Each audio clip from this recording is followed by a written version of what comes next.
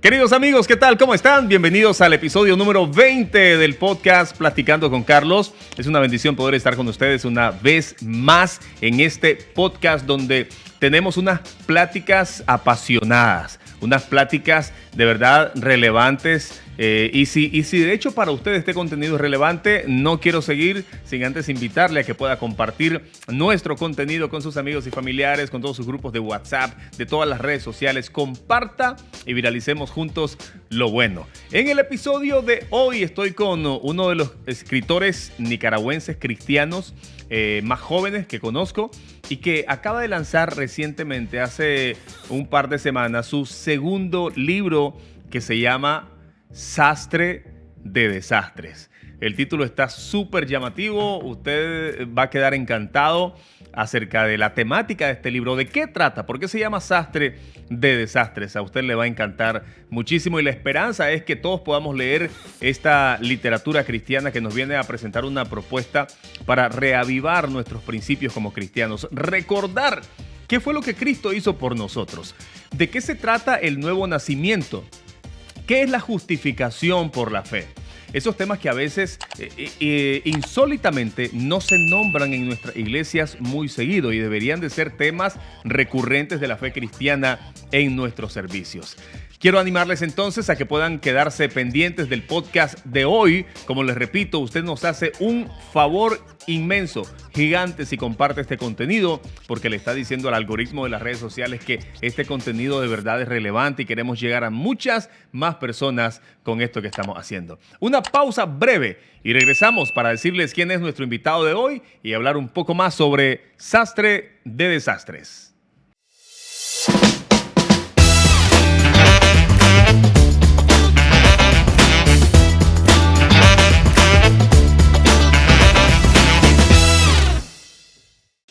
Edifícate con nuestra programación cristiana 24 horas al día.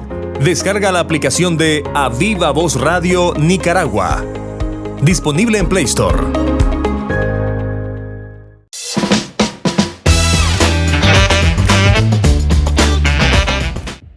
Amigos, estamos de regreso en el podcast Platicando con Carlos. Les dije antes de la pausa que hoy vamos a hablar acerca de este librazo que me encanta. Se llama Sastre de Desastres y estoy con su escritor, Emmanuel Rodríguez, que sacando el averaje, si esto fuera béisbol, estarías bateando de 7-1. O sea, cada séptimo programa ha estado invitado. Es que el 7 es el número de bendición. El 7 es el número de bendición. Emmanuel, ¿cómo estás, hermano? Encantado de estar acá. Ahorita que ya estamos con los aires navideños, ¿cómo te estás preparando para la Navidad? Tomando café. ¿Cree en la Navidad o no? No hablemos de eso. Quiero que me compren el libro. No quiero que... Bueno, pues entonces para todas las posturas estás quedando bien. Exacto. Pero sí, ¿cómo la pasas normalmente? ¿En tu casa? En mi casa y bueno, lo que más disfrutamos es la comida y pasar tiempo juntos. ¿Y quién cocina en tu caso? Mi señor padre es un chef sin título pero consumado. Y es así, tenés que llegar un día y tenemos que... Sí, no, vamos a buscar cómo llegar un día para... ¡Aló! Ahí está. Bueno, pues, Emmanuel, queremos hablar sobre este libro. Hace un par de semanas estuviste lanzando por primera vez el libro Sastre de Desastres. 6 de diciembre. Y que empezaste a escribir, bueno, no voy a decir cuánto empezaste a escribir, pero sí que lo publicaste básicamente año y medio después de haber publicado 7 formas de ser tan humilde como yo. Sí. ¿Qué tan complicado es escribir un libro? Porque si lo juzgamos por tu récord, parece que fuera una cosa fácil. Mira, bueno... Pareciera. Pues. No sé si es una cosa fácil, pero entre las ventajas que tuve con Sastre de Desastres es que en esta ocasión sí trabajé más en equipo. Okay. Detrás del libro hay como unas 10 personas ayudándome cuando necesitaba investigar algún tema, entonces podía recurrir a ellos. Y como un libro más de estudio bíblico, cierta forma es un poco más anecdótico, entonces era un poco contar cierta historia, ilustrarla y toda la cuestión.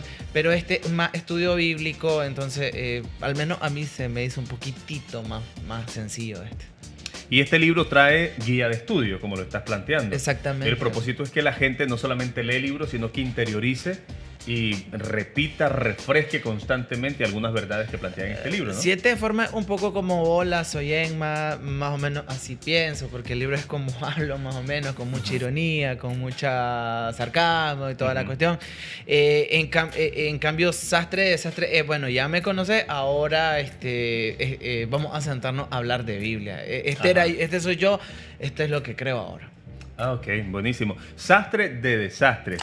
¿Cuál es la temática esencial? Si pudiera resumirlo en unas cuantas líneas, digamos, ¿qué es lo que la gente va a encontrar en este libro? La obra de Jesucristo en el Antiguo Testamento. Normalmente relacionamos Cristo con el Nuevo Testamento, pero poco con el Antiguo Testamento. A propósito de la Navidad, la gente piensa que Cristo empezó a existir en Belén. Y volvemos con la Navidad. Pero Cristo no empezó, ese es el punto. No, Cristo no empezó a existir en Belén. Es segunda persona de la Trinidad, con todos los atributos de Dios, es coeterno, es todo lo que tiene Dios Padre, lo posee Dios Hijo. Y el tema central de la Biblia es Cristo. El Antiguo Testamento es Cristo anticipado en ¿Cómo se lo explicamos a los testigos de Jehová? No me respondas esa pregunta, okay. pero eso realmente sí deberíamos de responder. Esa es una cosa que... Mira, el Antiguo Testamento es Cristo va a venir. Los evangelios es Cristo anda entre nosotros. Hecho es Cristo predicado en las naciones. Las cartas es Cristo explicado. Apocalipsis es Cristo volverá. ¿Cuál es el común denominador de la Biblia? Jesucristo. Se acabó. Entonces, Sastre de Desastre es 9 episodios del Antiguo Testamento que te anticipan la obra de Cristo, tomando como punto de partida que cuando nuestros padres, Adán y Eva, caen en pecado, ellos, a consecuencia de ello, de la conciencia de pecado, ellos tienden a ocultarlo. Primero que hacen es hacerse trajes de higuera, que me parece una bonita metáfora de nuestra sociedad que vive del disimulo, que vive del filtro, que vive de la hipocresía también en clase extremo. Y el Señor lo que hace, Génesis capítulo 3, verso 21, es que dice la Biblia que Él sacrificaba un animal para cubrir con su piel la vergüenza de Adán y Eva. Esa es la primera vez que se grafica prácticamente el Evangelio. Entonces, a mí me gusta cómo lo decís en la introducción. Y Emanuel dice que la industria de la moda se inauguró en Génesis. La industria de la moda pensando en que Dios mismo confeccionó trajes para Adán y Eva, sencillamente para cubrir su vergüenza. Por eso esa era una Sastre, figura de exacto, algo que ocurriría más adelante, ¿no? Exactamente. La Biblia dice que nosotros hemos sido vestidos de la justicia de Cristo. O sea, nosotros hemos sido despojados de nuestras vestiduras de vergüenza.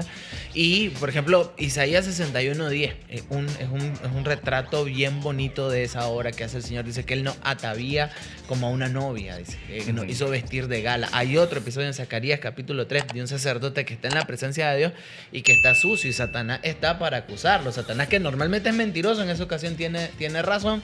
Y sin embargo, Dios dice de este sumo sacerdote que se llama Josué que él era un tizón sacado del fuego. O sea, él merecía quemarse, pero lo saca y dice: quítenle esas vestiduras viles y vístanlo con estas vestiduras de gala. Entonces, esa figura de Dios vistiendo a los que estamos sucios, a los que estamos avergonzados, se encuentra en prácticamente toda la Biblia. En toda la Biblia. Pablo dice: vístanse del hombre nuevo, creado según Dios en justicia y santidad. Incluso hay un canto que hace referencia a la segunda venida de Cristo que dice que a la novia se le ha concedido que se vista de lino fino y resplandeciente. Porque en realidad, si pensamos en el vestuario, básicamente, a lo mejor no literalmente estamos hablando de un atuendo físico, pero sí estamos hablando de qué es aquello que nos cubre. O sea, cómo vivimos, quiénes somos y qué tanto disimulamos. Me encanta lo que dijiste de la higuera, porque de repente saldrá un filtro en redes sociales que se llama el filtro de la higuera, porque es como de repente tratar de disimular nuestra realidad, tratar de disimular nuestra carencia, nuestros vacíos. Y lamentablemente, Manuel, ¿no te parece que mucha gente, o en algún momento hemos vivido así, o el ser humano en general ha intentado vivir su vida de esa manera, simplemente tapando huecos, llenando vacíos, cubriéndome de higuera? Mira, Génesis capítulo 3 es un buen marco tanto para el estudio en general de la Biblia como para tener una filosofía de vida. De hecho, la palabra Génesis Bereshit en el principio no es solo cronológico, no solo se refiere al tiempo, sino que Génesis es el libro de los principios filosóficos, de todo lo que... y también de los patrones de conducta de todo el drama bíblico. Vos querés ver quién es el diablo, Génesis 3, ahí sale el diablo contradiciendo la palabra de Dios y seduciendo a la gente. Pero de igual manera, las consecuencias del pecado vos las vas a encontrar en Génesis 3 y es un patrón que se repite. Ellos se ocultan de Dios, se esconden, tratan de cubrirse con sus propios esfuerzos, y eso lo vamos a ver a lo largo de toda la historia. Y quisiera yo decir que solo se ve en la gente que no conoce al Señor, ¿no? En la iglesia, uno de los mandamientos más difíciles de cumplir es confesar vuestras ofensas los unos a los otros. ¿Cómo está, hermano? Estoy bien, bendecido, prosperado y en victoria. El hermano que está endeudado, que se peleó con la esposa, que el hijo anda perdido. Higuera, me estoy cubriendo. ¿Y por qué cubrimos? Porque evidentemente sabemos que el otro tal vez es chismo profeta, que tiene la vocación de contarle nuestras intimidades a todo pueblo, tribu, lengua y nación. Entonces nos protegemos y vivimos del disimulo, para protegernos, para lucir mejores. Somos la sociedad del filtro. Entonces, ¿qué hace Dios? ¿O a qué nos invita Dios? A que nos acerquemos tal como somos, que reconozcamos nuestra insuficiencia, porque Él tiene un traje a la medida para nosotros. Ese traje se llama Jesucristo su Hijo. Dice Eliseo J. Enrique, un gran amigo tuyo argentino, que lo que vos estás haciendo aquí es narrando de forma épica la historia de la redención. Explícame esa palabra, que es tan común en la narrativa bíblica, pero tan difícil encontrarla en nuestros púlpitos. Casi nadie habla sobre redención. De hecho, uno de nuestros cantantes favoritos es Redimido, y le preguntamos a la gente qué es ser redimido. Ajá, ¿qué es ser redimido? Y la mayor parte de la gente, yo no sé por qué, asumen que ser redimido es como ser chorreado con algo. No tiene nada que ver con eso, en absoluto. Redención es el pago de la libertad de un esclavo. Cuando vos redimías a una persona, vos pagas un precio para adquirir a esa persona. Entonces, en el mercado de esclavos, si vos hallabas gracia delante de una persona pudiente, esa persona venía, pagaba el precio de tu libertad y vos eras libre. Si vos estabas demasiado agradecido, vos venías y te ofrecías a esa persona, y salen unas leyes en Levítico. Un esclavo por amor. Exacto. Ajá. Bien interesante, que con una lesna los cruzaban en la oreja, porque esa era su marca distintiva. Pero redención tiene que ver con eso. Y la historia de la redención es el precio que se paga. Recordá que en ese primer episodio de Génesis 3:21 hay la muerte de un inocente. Hay un animalito que yo asumo que es un cordero. La Biblia no lo dice, lo dice en Manuel, ¿ok? Pero no creo que el Señor... dice que era un animal, ¿no? Sí, no creo que el Señor me condene por eso, pero yo creo que era un cordero. La cosa es que ¿qué culpa tenía este animalito de la cochinada que habían hecho aquellos dos? Ninguna. Sin embargo, ese es el precio que se paga. Y a lo largo de la historia de la redención siempre muere un inocente para cubrir la insuficiencia, las maldades, las transgresiones de los culpables. Esa es la historia de la redención. La historia de el cristianismo no es el sacrificio que hacemos, sino el sacrificio en el que confiamos. No se trata de lo que nosotros hacemos por Dios, sino de lo que Dios ha hecho por nosotros. Por eso en el cielo, cuando se concluye la historia de la redención, nadie llega allá. Bueno, yo fui salvo porque yo escribí libros. ¿Saben? Yo escribí libros. No se trata de eso. Allá todos vamos a tomar nuestras coronas, las vamos a tirar a los pies del Cordero y vamos a decir: digno es el Cordero que fue inmolado, porque con su sangre nos compró para Dios de todo pueblo, tribu, lengua y nación. Entonces se trata del Cordero y se acabó. Una de las cosas que me impacta de la narrativa bíblica es la historia de Abraham. Abraham, cuando va a sacrificar a su hijo, aparentemente él va a presentar su propia justicia. O sea, sin saberlo, ¿verdad? Él simplemente está obedeciendo un mandato del Señor, pero Dios en el monte le muestra quién es el que va a ofrecer la justicia verdadera al final. Y nosotros admiramos a Abraham porque está dispuesto a dar lo que más amaba. De hecho, la frase del ángel es: ahora sé que amas a Dios. Dice: por cuanto no le rehusaste a tu hijo, tu único. Bueno, admiramos a Abraham, y bien por Abraham, pero admiremos más a Dios Padre, que nos da su tesoro, a Dios el Hijo. Y a través del Calvario nosotros podemos ver a Dios y decirle: ahora sé que me amas. Así como se dijo de Abraham, ahora sé que ama a Dios. Nosotros podemos ver a Dios a través de la cruz y decir: yo sé que me amas. ¿Por qué? Porque de tal manera me amaste que diste a tu hijo unigénito. Bárbaro. La verdad es que cuando uno está en el templo, en la iglesia, digamos, en el servicio, uno a veces se da cuenta de que en ocasiones, esto de verdad que me incomoda decirlo, pero a veces no encontramos este tipo de mensajes, este tipo de temáticas en nuestros púlpitos, cuando hay tantos conceptos que tenemos que abrazar día a día, como el de la redención que estábamos hablando. Otro concepto que a lo mejor no es un concepto muy popular en nuestros púlpitos es el concepto de la justificación por la fe. Y ese concepto abunda en este libro. O sea, ¿qué es la justificación por la fe? La gente piensa muchas veces, o hemos pensado, que cuando somos llamados justos, bueno, los que tenemos hambre y sed de justicia, y la justicia va y la justicia viene, generalmente terminamos pensando que es una justicia meramente humana. Sí. Y era uno de los conflictos que creo que tenía Lutero, ¿no? Pero según la Biblia y según lo que vos describís en este libro, ¿qué es la justificación por la fe? Siempre me gusta utilizar esta ilustración cuando voy a explicar la justificación, porque es la más sencilla que he encontrado. El matrimonio. En el matrimonio, cuando se da una unión legal, se da algo que se llama bienes mancomunados, que en palabras simples, todo lo tuyo es de tu cónyuge. Se acabó.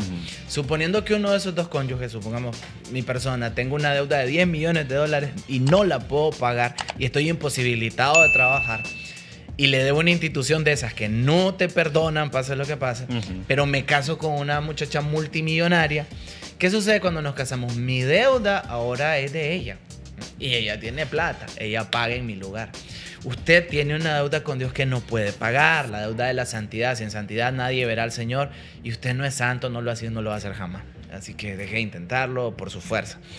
Pero ¿qué hace Cristo? Cristo es todo lo que usted no es. Usted es débil, Él es fuerte. Usted está en oscuridad, Él es la luz. Usted tiene hambre, Él es el pan. Cristo es todo lo que nosotros no somos. Cristo es el segundo Adán. El segundo Adán, el hombre victorioso, el hombre perfecto.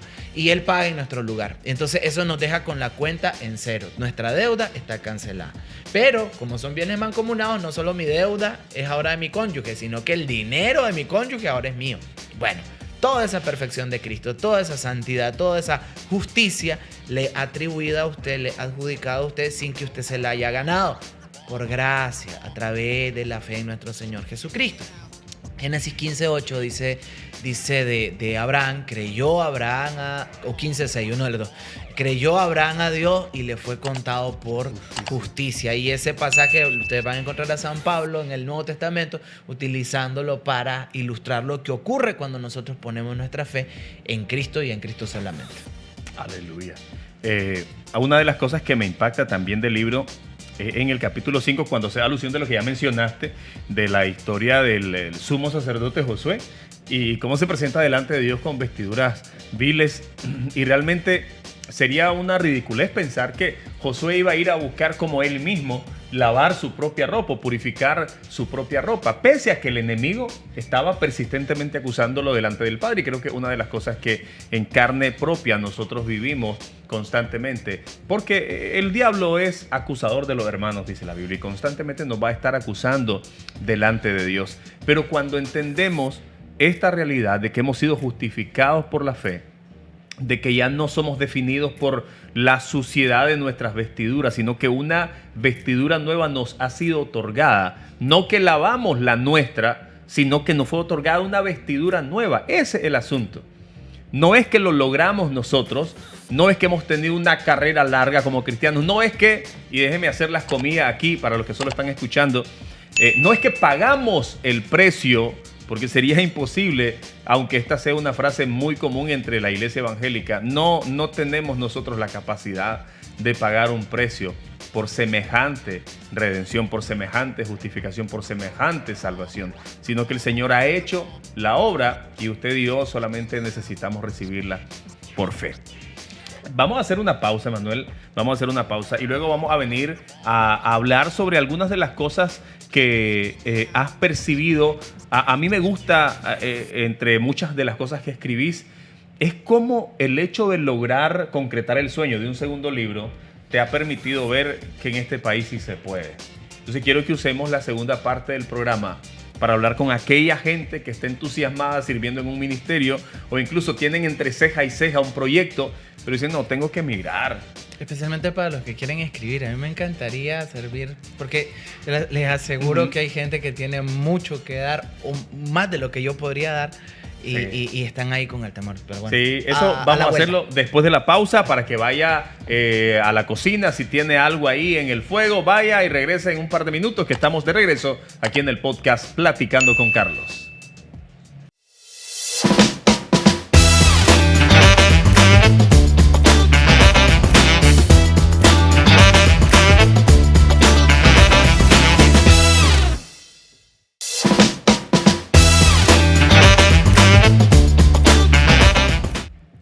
Queridos amigos, estamos de regreso en el podcast Platicando con Carlos. Estamos con Emmanuel Rodríguez hablando acerca de su segundo libro, Sastre de Desastres. Un libro que ustedes no pueden dejar de leer. Comuníquense con Emmanuel. Al final vamos a darles los contactos de él para que puedan obtener su libro, Sastre de Desastre. Emmanuel, antes de la pausa dijimos que queríamos hablar sobre esa visión que vos tenés, que yo he visto que has compartido mucho en las redes sociales, hablando acerca de que sí se pueden lograr los sueños aquí en Nicaragua, aquí, en este país, en estos 133,000 kilómetros cuadrados, en este triángulo equilátero, sí se puede lograr el sueño de escribir un libro, sí se puede lograr que tu gente lea tu libro. Primero, ¿cómo crees vos que ha funcionado esto? ¿Cuál pensás que ha sido, y si la ha habido, una estrategia? Y luego vamos a hablar sobre qué podrían hacer aquellas personas que sueñan. Quizá algunos escritores frustrados, quizá otra gente artista frustrada que han dejado de hacerlo por el temor al fracaso. Bueno, tratando de resumir mucho, el primer principio es que Dios puede. Esa es la clave de todo. Uno no, pero Dios sí, Dios puede. Así que lo primero que necesita es mucha fe, confiar en Él, tener una relación bastante cercana con Él. Segundo, aprender a utilizar lo que Él te dio. Dios no te va a pedir cuenta a vos por los dones de deporte que tenés vos ni a mí, porque no somos deportistas, ¿verdad? Y yo ya me resigné, lamentablemente hace mucho murió ese sueño, pero lo que quiero decir es, Dios a mí no me va a pedir cuenta. Siempre soñaste con llegar al Bernabéu, a golear al Real Madrid, claro que sí, amén, amén. Pero el asunto es, Dios no te pide cuenta a vos por lo que no sabes hacer, Dios te pide cuenta a vos por lo que vos sabes hacer. Entonces, al menos en mi caso, a mí se me daba desde muy pequeño, se me daba bien la redacción. Un dato que casi nunca menciono es que yo gané un concurso de redacción a nivel nacional en el año 2004. Era sobre José Dolores Estrada. Ajá. Entonces, bueno, tenés que tener el sentido común para dedicarte en algo que vos sepas que lo podés hacer. ¿Y cómo vas a saber de que sabes hacer algo? Otras personas te lo van a decir. Si vos predicas y la gente no te pone en mente, bro, Dios te llama otra cosa. Si nunca nadie te ha dicho que cantás bonito, yo te lo digo aquí, aprovechemos este podcast, cantás feo. Retírate, canta en el baño, ahí el Señor te va a escuchar. Etcétera. Mira, tenés que tener sí, gente que sean críticos. Sí, crítico y sincero. Punto. Y tercero, utilizar todas las oportunidades que tenga. Todos esos recursos, enfocarlos a las oportunidades que tenés. Es decir, una plataforma gratuita que todos tienen para publicar lo que hacen son las redes sociales. Mientras otros se dediquen quizás a subir tonterías y cosas un poquito más así superfluas, vos, si sentís que Dios te llamó a escribir, pues a redactar posts o reflexiones, lo que sea. Y créeme, si son buenas, tarde que temprano. Mira, hay un principio en Proverbios 22-29 que dice: ¿has visto un hombre solícito en su trabajo? Delante de los grandes estará. La Biblia lo promete. Si vos sos bueno en algo, te van a buscar. Y por último, diría yo, los amigos. Este ha sido un trabajo de amistades. Mira, ayer estaba en una entrevista casualmente y me acompañó un querido pastor. Le mando un saludo a Eric Mairena de Matagalpa. Y estábamos los dos, ¿sí? Y le preguntan a Eric: ¿y vos por qué ayudas a Emma? Y dice Eric: yo tengo claro, dice, la Biblia dice, Filipenses 2:25, de un ayudante de Pablo que se llamaba Epafrodito, que dice, era ministro de mis necesidades. Y dice: yo tengo claro que yo soy el ministro de las necesidades de Emma. Me mató. Y no importa si yo no estoy adelante. Dice: si la palabra es la que va a correr, yo estoy dispuesto. Entonces, la vida se mide no tanto por distancia o por tiempo, sino por amistad. Y Dios te va a poner personas clave que también vos tenés que saber estimarlas, saber no utilizarlas, sino que Dios te las va a poner para que a través de esa amistad el reino pueda avanzar. A las personas hay que amarlas, estimarlas, especialmente si te brindan una oportunidad. Hay gente que va a creer en vos, que va a sembrar en vos tiempo, dinero, recursos. Hay de vos si dejas pasar esa oportunidad. Si no servís con lo que tenés ahorita, que a lo mejor sea poco, no va a servir cuando vos asumas que vas a tener el montón. Empezá con lo que tenés, aprovechar la gente que tenés y bueno, y los recursos que tenés. Y los recursos que tenés. A veces uno quiere tener las condiciones perfectas. Sí, si vos comparás 7 formas con Sastre de Desastre, hay un avance y la idea es que el tercer libro sea mejor que el segundo. Uno siempre tiene que procurar hasta ese momento dar lo mejor, darlo todo.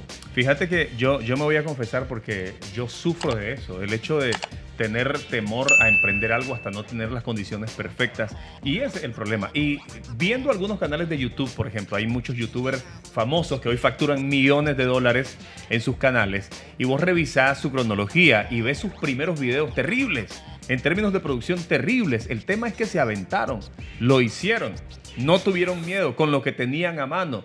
Y el tiempo fue dando evidencia de que realmente tomaron la mejor decisión y que hoy por hoy están cosechando el éxito de no haber esperado las condiciones perfectas para avanzar. El pastor Manuel Gómez, a quien le envío un saludo, él tenía una frase que dice: mucho análisis produce parálisis. Y a veces uno está analizando y cuando mirás ya pintas más canas que ¿qué? Y uno se quedó analizando toda la vida. Eso pasa en muchas áreas de la vida. Hay mucha gente que por estar analizando están solteros, ya pasados los 40 años, ¿verdad? Así es que no volteen a ver a la Ashley, por favor. La Ashley está jovencita todavía. Pero vamos a que mucha gente está, Emanuel, analizando muchísimo a ver si lo hago, si no lo hago, si hay las condiciones perfectas, si el país está pasando por una situación buena o mala, que la pandemia, que esto, que lo otro.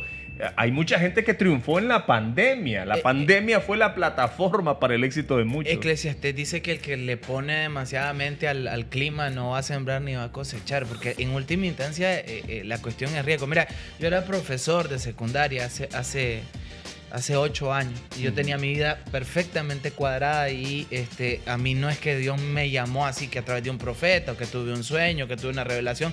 Simplemente vi la necesidad de predicación bíblica, predicación sencilla, sin estar imitando o importando moveres de otro lado, predicación nicaragüense. Yo digo, yo me aviento, mi pastor. Vos sos un crítico de eso. Sos bien crítico de los predicadores que fingen el acento a la hora de estar en el púlpito. Son nica, viejo, habla como nica. Pero bueno, la cuestión es... Espérate. Solo escarbemos un poquitín más ahí porque me interesa. Antes de irnos, tenemos un minuto. Hay mucha gente como que escuchas mucho, oye, que bien predica el pastor cubano. No, si es del Dimitrov. Que Tuani que predica el pastor puertorriqueño, pues si es del Bertadía, o si es de San Judas.